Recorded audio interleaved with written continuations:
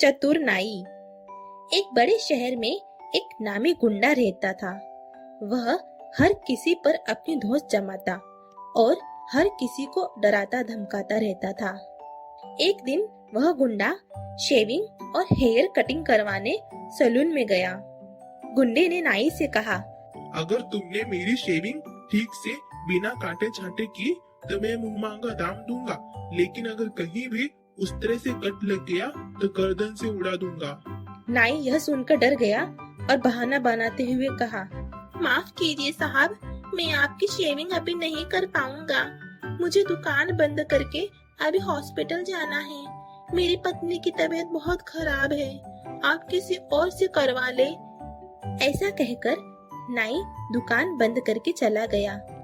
वह गुंडा शहर के दूसरे नाइयों के पास गया और वहाँ भी उसने वही धमकी भरी बात कही, लेकिन सभी नाइयों ने डर के मारे मना कर दिया और बहाना बनाते हुए वहाँ से चले गए। अंत में वह गुंडा उस शहर के अंतिम छोर पे बनी छोटी सी नाई की दुकान पे पहुँचा। उस दुकान का नाई कम उम्र का लड़का था। वह बहुत होशियार और चतुर था।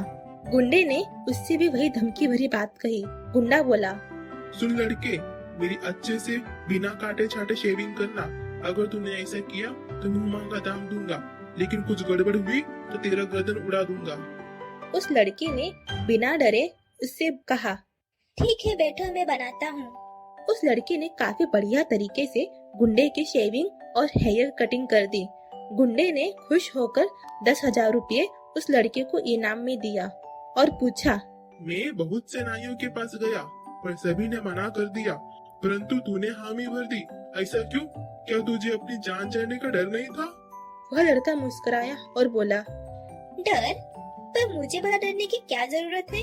उस तरह तो मेरे ही हाथ में थी। इस पर गुंडा बोला, उस तरह तुम्हारे हाथ में थी, इसका क्या मतलब है? गुंडे की इस बात पर उस लड़के ने हंसते हुए कहा, भाई साहब, उस तरह तो मेरे ही हाथ में थी।